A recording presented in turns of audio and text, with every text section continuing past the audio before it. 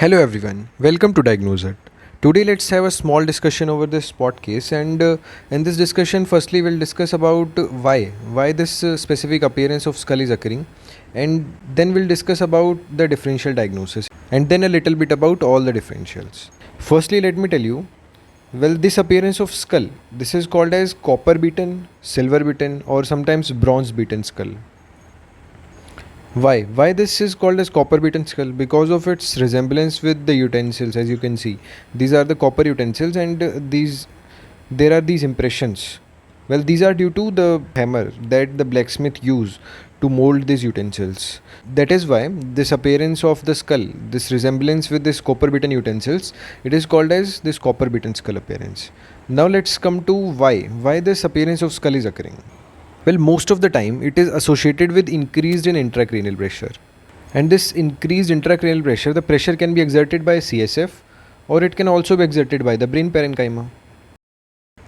Now what happens is, like in the brain parenchyma there are two things like this gyri and sulci. And this gyri are the elevations and the sulci are the depression present between two gyri. And over the skull there are two tables, one is inner table and one is outer table. The inner table is in direct contact with this gyri.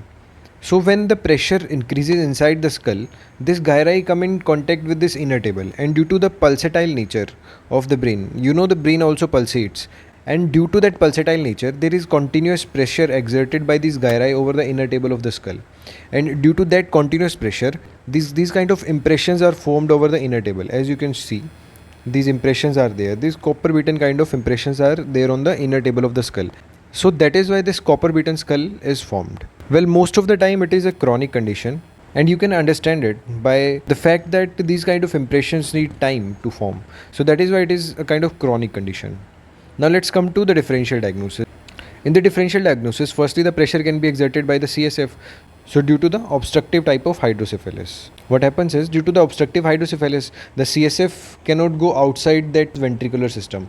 So the pressure inside the brain is increased.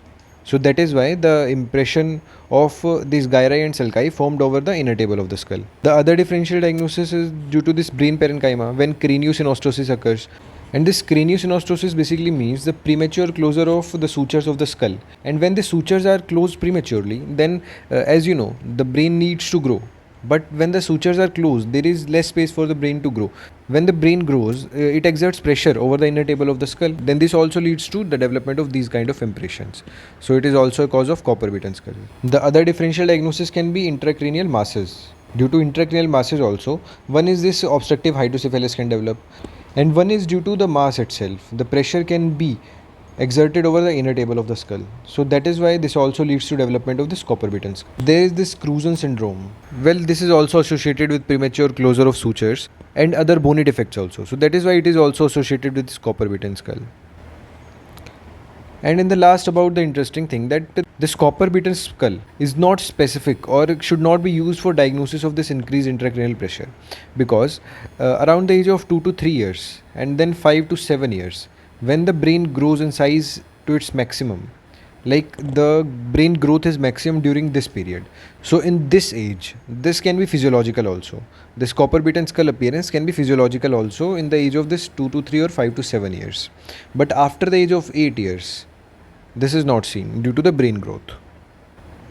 So we have discussed about why this copper beaten skull is occurring due to the impression of gyri over the inner table of the skull, and in the differential diagnosis we have discussed about this obstructive hydrocephalus, this craniosynostosis, this intracranial masses, this Cruzen syndrome, and physiological also.